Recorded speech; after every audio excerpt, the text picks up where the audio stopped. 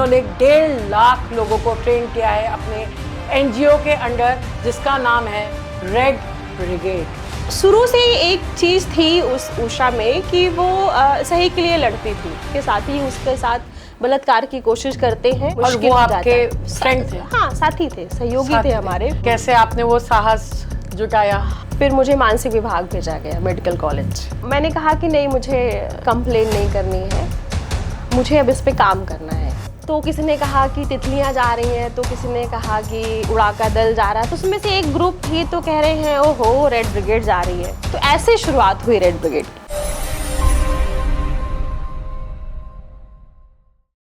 आज हमारे बीच में हैं उषा विश्वकर्मा जी। इनके बारे में मैं बताना चाहूँगी कि 2015 से इन्होंने 1.5 लाख लोगों को ट्रेन किया है अपने एनजीओ के अंडर, जिसका नाम है रेड ब्रिगेड। वेलकम उषा जी। नमस्ते। नमस्ते। आप कैसी हैं? मैं ठीक हूँ, बहुत अच्छी हूँ। आप कैसे? बिल्कुल ठीक। उषा जी, अब की उषा में और पुरानी उषा में आप क्या डिफरेंस पाते हैं? अभी तक की उषा में 3 बार परिवर्तन आया। अच्छा एक तो जब रेड ब्रिगेड बना उसके पहले की उषा बहुत अलग थी। रेड ब्रिगेड के बाद जब बना तो 2016 तक की उषा अलग थी। 2016 से अभी तक की उषा बहुत डिफरेंट हो गई है। तो अगर मैं बचपन की बात करूँ, रेड ब्रिगेड के पहले की बात करूँ उषा विश्वकर्मा की, तो वो बहुत सिंपल सी लड़की थी और लड़ाका तो वो शुरू से ही थी। उसको लगता था वो सब कुछ कर सकती है और उसको वकालत बहुत पसंद थी। वकालत इसलिए पसंद थी क्योंकि वो पिक्चरों में जो देखती थी और जो वकील गाउन पहनते हैं और माय लॉर्ड करके बात करते हैं, तो उसको लगता था कि मैं भी एक दिन बनूंगी और ऐसे ही कुछ करूंगी।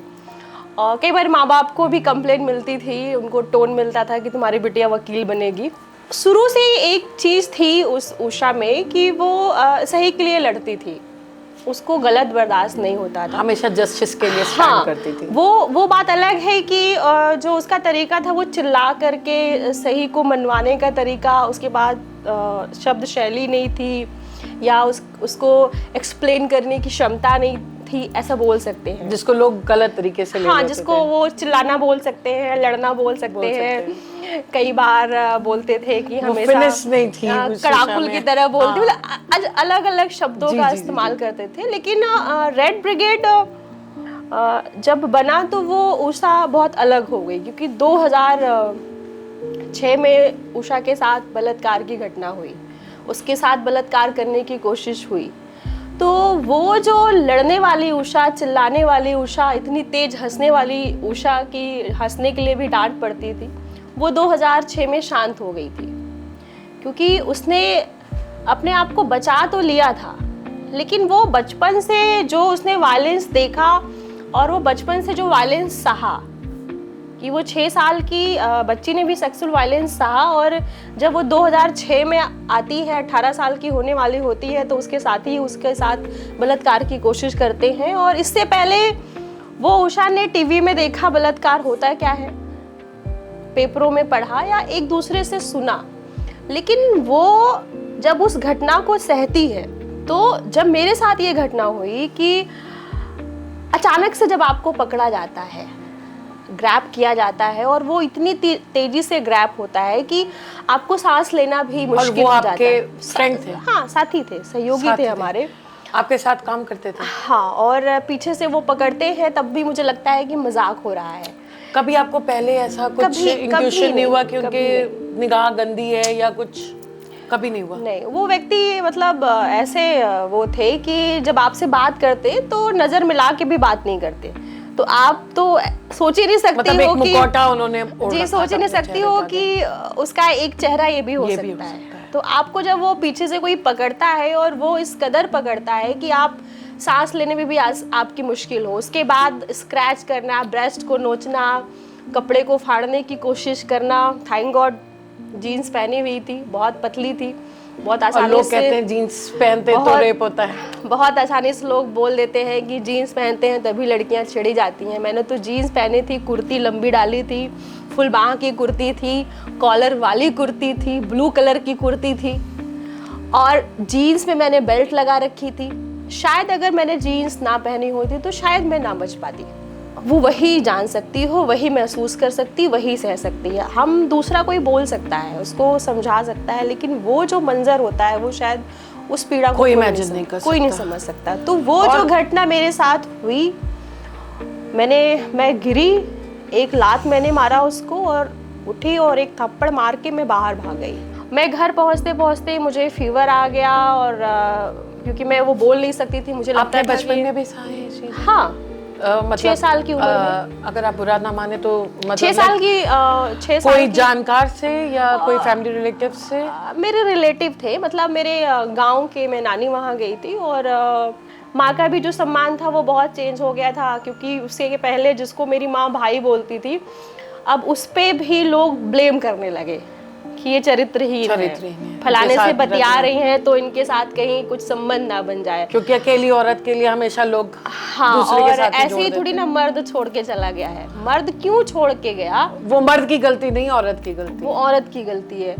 मेरे साथ भी जो वहाँ पे जो दुर्व्यवहार होते थे, खाना नहीं देना, तो मतलब ऐसे ही सूखा चावल रख देना या रोटी रख देना, तो कई बार मैंने चटनी पीस के खाई, क्योंकि मेरी माँ का भी अपना था कि वो बोल नहीं सकती थी, किसी और के घर में तो वो बोल नहीं सकती, चेंज हो गई थी। मेरी माँ कुछ नहीं बोलती थी और मुझे याद है कि वो 5 से 6 साल की बच्ची स्कूल जाती है, मुंशी जी बोलते हैं गांव में, और 2 टीचर मतलब मुंशी जी आते हैं, तो क्योंकि मेरा नया चेहरा रहता है तो पूछते हैं ये फलानी कौन है, ये कौन है, ये किसकी बेटी है? तो बताती हैं ये फलानी की बेटी है। तो कहीं फलानी की बेटी, अच्छा जिनका आदमी छोड़ के चला गया, क्यों रे तेरा बाप कहाँ गया? मतलब एक बच्ची से ऐसा क्वेश्चन। वो बच्ची साइलेंट होती है और सारे बच्चे हंसने लगते हैं, और वो दोनों मुंशी जी आपस में बात करके थोड़ा सा मुस्की मारते हैं। वो बच्ची अपना बोरा उठाती है, पटरी उठाती है, उसके बाद उसको शायद लोगों को एहसास भी नहीं होता कि वो हंसी किस ट्रॉमा में एक बच्चे के लिए हो जाती है, जिंदगी भर के लिए वो एक ट्रॉमा होती है। तो वो बच्ची आती है, फिर स्कूल नहीं जाती है, और फिर वही बच्ची, आम का सीजन होता है, अपनी 2 फ्रेंड के साथ जाती है। तो हम तीनों सहेलियां बाग में घूमते हैं और आम पके होते हैं पीले पीले। 2 दोस्त आते हैं जिनको मैं मामा कहती, वो बोलते हैं कि क्या तुमको आम खाना है? तो मैंने कहा हाँ मैं खाऊंगी, और फिर वो मुझे पकड़ते हैं और पकड़ने के बहाने मेरी पैंटी को में हाथ फिंगरिंग कर देते हैं और करीबन 1 मिनट तक करते हैं। और वो बच्ची जो ऊपर है वो छटपटा रही है और वो बोलती है मुझे आम नहीं चाहिए, और फिर वो उतरते हैं तो मैं 2 आम तोड़ लेती हूँ, लेकिन मेरा उस आम का मतलब नहीं रहता। मैं नीचे उतरती हूँ तो फिर वो मजाक करते हैं दोनों लोग, और फिर कहते हैं और आम खाए, तो दूसरा भी कहता है कि मैं लाओ तुमको चढ़ाता हूँ, तो मैं कहती हूँ नहीं, और मैं वो आम लेके कुछ देर तक खड़ी रहती हूँ। वो दोनों लोग चले जाते हैं, और जब मैं आती हूँ तो वो आम मैं उसी रास्ते में फेंक देती हूँ कि मुझे नहीं खाना है। तो वो बचपन का था वो वायलेंस, वो मैंने किसी को नहीं बताया, और शायद हर दूसरी लड़की ये फेस करती है, हर लड़की फेस करती है, और उसको एहसास नहीं होता। आजकल शायद फिर भी हम लोग एजुकेट करने लगे, गुड टच बैड टच, तो बच्चों को समझ में आता है। पुराने ज़माने में तो शायद बोलने को भी मना कर देते थे, अगर तुम्हारे साथ हुआ भी है तो बोलो मत, किसी को बताना मत कि तुम्हारे साथ ये हुआ है, बदनामी होगी। ये मेरी माँ को आज तक नहीं पता है, और मुझे वो बिल्कुल बचपन से जो घटनाएं हुई उस समय तक पूरा जैसे होता है ना, दीवालों पर सारी फोटो छप जाना, स्केचेस बन जाना, और उस समय मैं टूट गई और मैं एक बहुत बुरी तरीके से ट्रॉमा में चली गई। एक तरह से आप बोल सकते हैं कि मानसिक रूप से बीमार हो गई, और मुझे मर्द नाम से घृणा हो गई। मैं अपने पिता को भी देखना पसंद नहीं करती थी। अपनी 5 साल की बहन को उठा के फेंक दिया मैंने, और मैंने अपने अंकल को दांत से कई बार काटा है, क्योंकि मुझे जब वो झटका आता वो था, चीज अपने नाखूनों को फंसा के तोड़ देती थी। कितने लोगों को कुछ भी उठा करके मार देती थी। वो 1.5 साल चला वो ट्रॉमा, बिल्कुल, क्योंकि वो बाहर निकल नहीं रहा था। और जो उस दिन मेरे साथ घटना हुई उसको भी मैं बता नहीं पा रही थी, क्योंकि मुझे लगता था कि अगर मैंने बताया तो मेरा घर से बाहर निकलना बंद हो जाएगा। क्योंकि लोगों को पहले घर में डरा के रखते थे लड़की को, अगर कुछ बता दिया तो शायद पढ़ने नहीं जाने देंगे मुझे, अगर बता दिया कि मेरे साथ ये हुआ। मेरे पेरेंट्स ने कभी इस तरह की रोक नहीं की, मतलब कभी किसी चीज़ के लिए मना नहीं किया कि तुम ये नहीं करोगी, तुम वहाँ नहीं जाओगी। ये मतलब एक अंदर से डर रहता है, सोसाइटी का अंदर डर से डर रहता है। हाँ, जो अननोन सो कॉल्ड सोसाइटी है उससे हाँ, कि डर है। अगर मैं कहूंगी तो पता नहीं कितनी घटना निकल रही है कितनी इसमें, घटना, तो और अच्छे कितनी अच्छे स्कूलों में घटना निकल रही है। कितनी घटना बच्चों की दब जाती है जो स्कूल रिवील नहीं करता या लड़कियां बताने से डरती हैं। शायद आपके इंसिडेंट से वो लोग सामने आए और बताएं और ये घटनाएं रुके हैं हमारे देश में। उसके बाद कैसे आपने वो साहस जुटाया?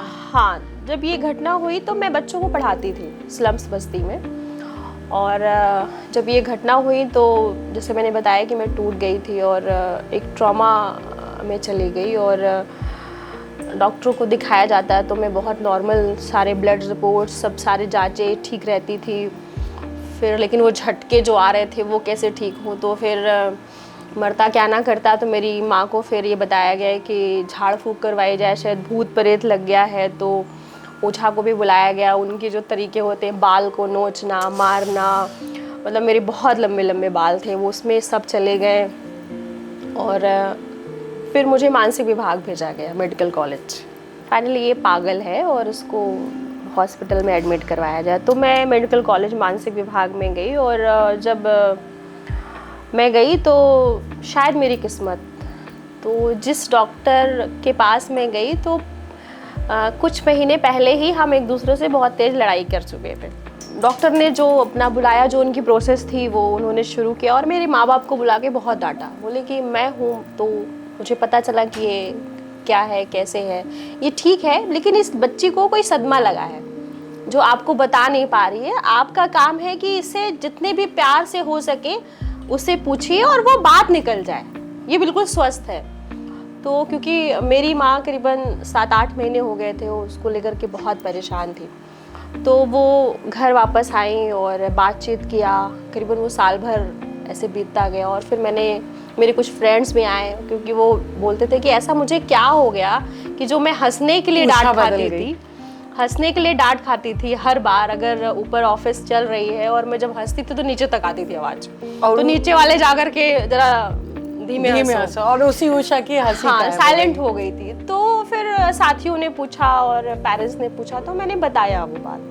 पेरेंट्स को जब पता चला तो कौन ये बात पहले किससे शेयर करी, फ्रेंड से या फ्रेंड से की, तो फिर वो तुरंत वो बात वहां तक पहुंच गई। तो वही है कि भाई माता पिता को पता चलेगी तो गुस्सा तो आएगा, जिसको आप बेटे की तरह पाल रही हो, ट्रीट कर रही हो, उसको खाना और ये सब देख रही हो, और वही आपके बच्ची के साथ ये कर रहा है, तो वो बिल्कुल उनको गुस्सा भर गया, उसको छोड़ूंगा नहीं, ये मतलब जो भी बात आई। और वो आपके घर आता था जब नहीं, उसके बाद नहीं। तो उसमें फिर मैंने कहा कि नहीं, मुझे कंप्लेन नहीं करनी है, मुझे अब इस पे काम करना है। तो जब मैं धीमे धीमे स्वस्थ होने लगी और जिन लड़कियों को मैं पढ़ाती थी तो उन्होंने भी ये बात मुझसे शेयर करना शुरू की कि उनके साथ क्या होता है। अच्छा, तब आपको इंस्पिरेशन मिली? हाँ, उनके साथ जो घटना हो रही थी, कभी चाचा कर रहे हैं, ताऊ कर रहे हैं, कभी पड़ोसी कर रहा है, क्योंकि जिस एरिया में हम रहते थे वहाँ पे जैसे हम सुबह शाम दोपहर का खाना खाते हैं, वहाँ छेड़छाड़ उस तरह है कि कोई भी आपका दुपट्टा खींच ले राह चलते, कोई भी ब्रेस्ट पे हाथ मार के चला जाए, कोई ज़बरदस्ती कर ले। मेरे जस्ट घर के सामने मेरी माँ ने 2 बलात्कार होते होते बचाए, मेरी माँ ने।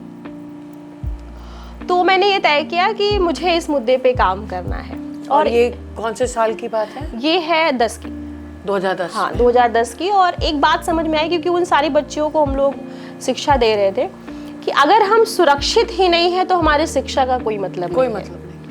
मेरी भी अपनी एक जिज्ञासा है, मेरी भी अपनी एक पहचान है, मेरी भी अपनी एक सेल्फ रिस्पेक्ट है। हाँ, मेरा अपना एक अस्तित्व है। तो अगर वही नहीं है तो उस कुर्सी का क्या फायदा, उस शिक्षा का क्या फायदा। तो इस पे काम करना बहुत ज़रूरी है। तो ये 2010 में ही मैंने तय कर लिया। और शायद 2010 में लोग इसके बारे में बात करना भी पसंद नहीं करते थे। बिल्कुल बिल्कुल।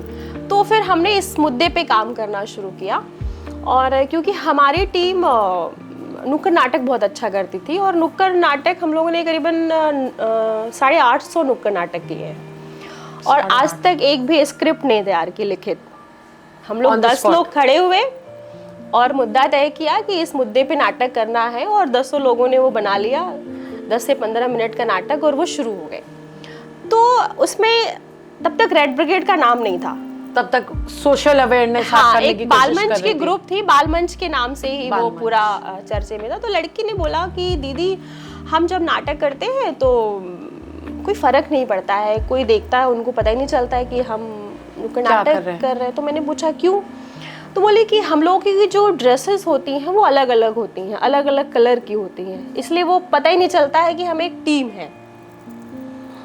तो हमने कहा बात तो सही है। तो हमारा कोई उस समय तक भी कोई सपोर्ट नहीं था, जैसे कि आप जैसे लोग 8-10 लोग आ गए, किसी ने कॉपी दे दिया, पेंसिल दे दिया, किसी ने बोला कि एक बच्ची की पढ़ाई का खर्च जो 8 से 10 हज़ार आता था उसकी जो हम फाइनेंस करते, हाँ, 1 साल की जिम्मेदारी में, तो ऐसे ही लोग सपोर्ट करते थे। तो उसमें से 1-2 लोग थे, बोले कि उन्होंने खिचड़ी आने वाली थी, बोला कि मैं राशन दे दूंगा, तुम लोग खिचड़ी बना करके त्योहार मना लेना। तो हमने कहा हमको नहीं चाहिए ये, और हम 15 लड़कियां थे जो कि 14-15 साल की थी, जिसमें सबसे बड़ी मैं थी।